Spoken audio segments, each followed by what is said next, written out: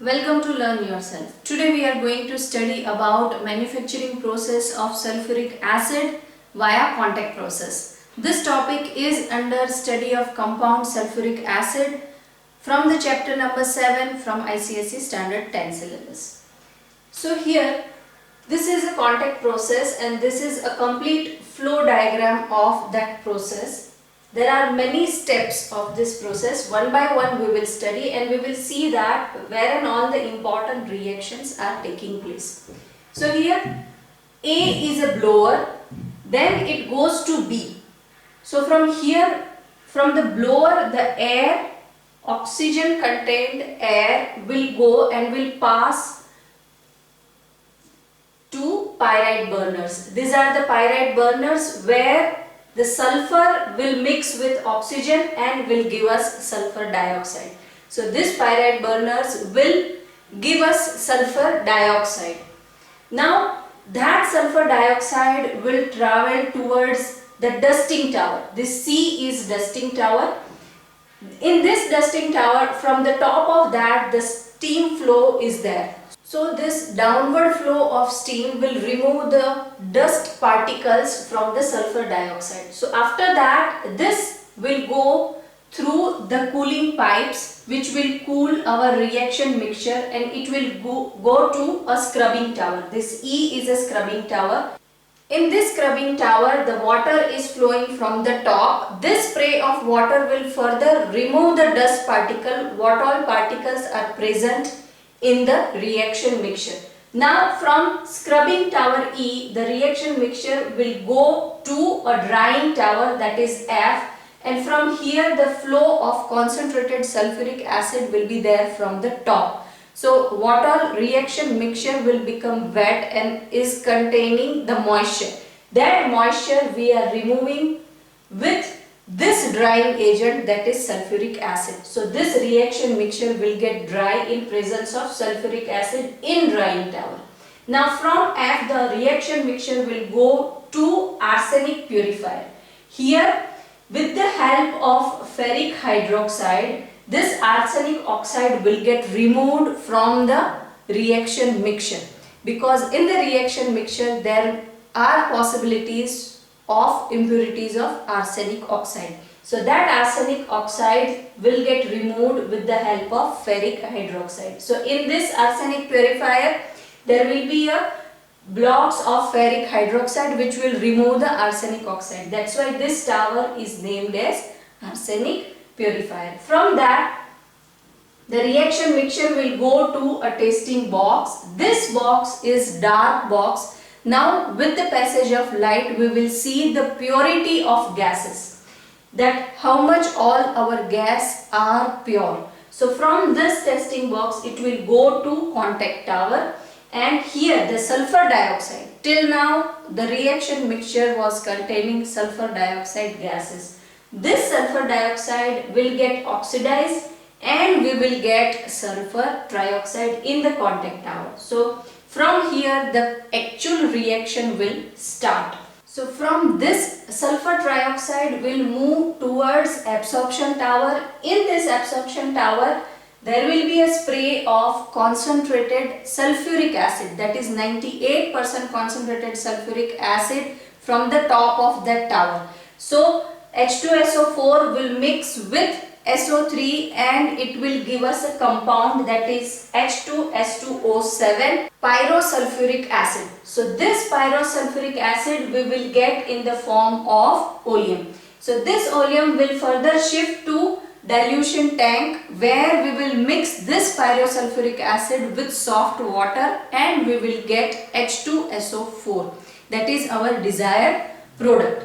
So this is a complete flow of the reaction. Now we will see the equation for this manufacturing process. So in first step the sulfur will react with oxygen and we will get sulfur dioxide here in the pyrite burner. Further ferrous sulfide will mix with 11 oxygen molecule and will give us Fe2O3 and sulfur dioxide. In the second step this sulfur dioxide will mix with oxygen and it will oxidize at here. So this is contact tower procedure, that in the presence of vanadium pentoxide and at the temperature of 450 to 500 degrees centigrade, and we have to maintain pressure also, that is 1 to 2 atmospheric pressure. So we will get sulfur trioxide. This reaction will happen at contact tower where sulfur dioxide will convert into sulfur trioxide. Now at the third step, the sulfur trioxide will mix with concentrated sulfuric acid and will give us pyrosulfuric acid.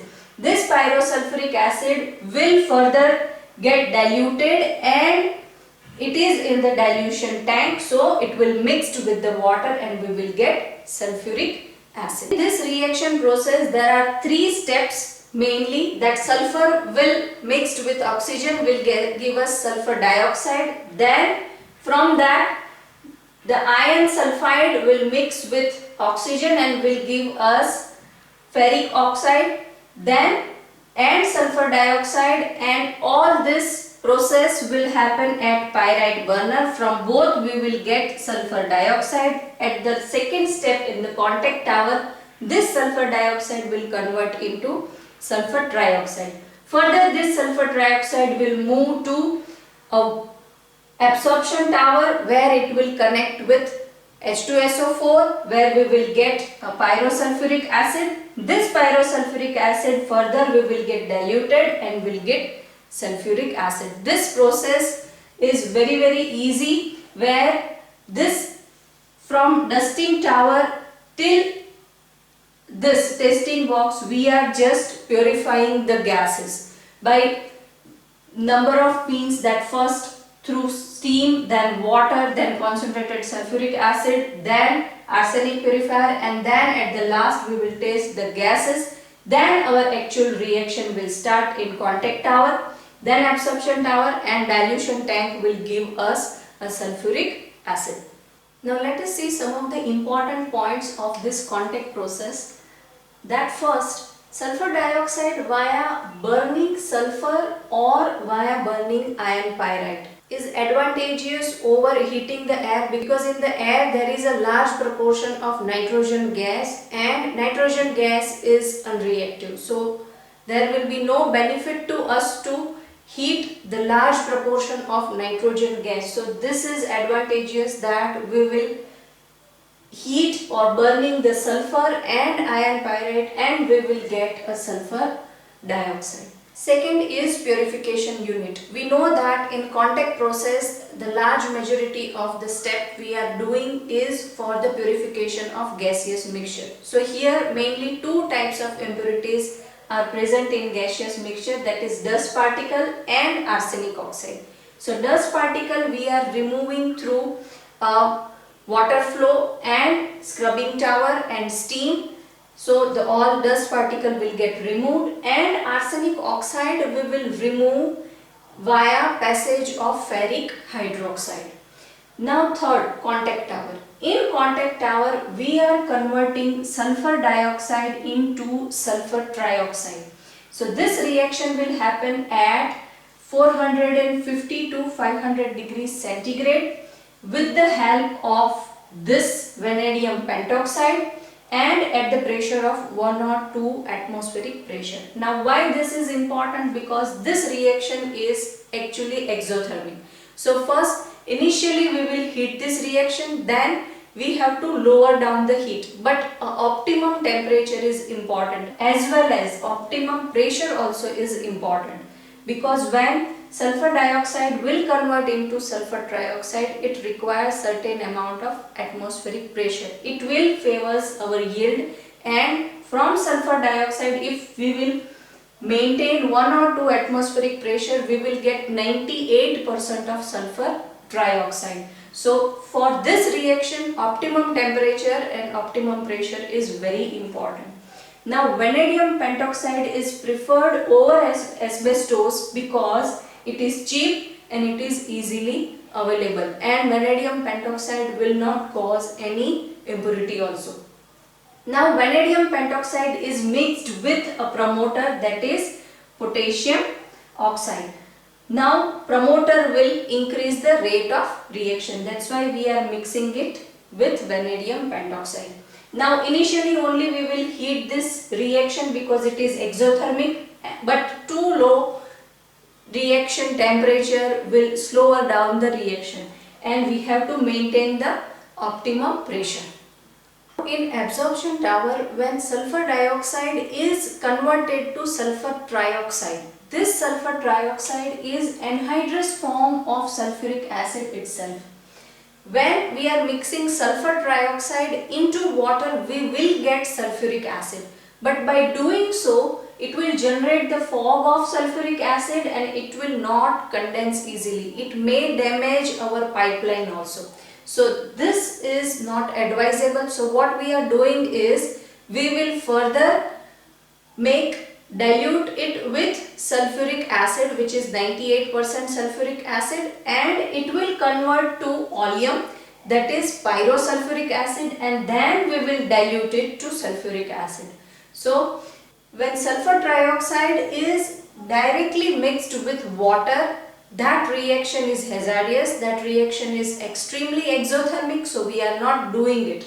What we are doing it, hence sulfur trioxide is dissolved in H2SO4 and then it will get converted to oleum, that is pyrosulfuric acid, and then further we will dilute it to sulfuric acid.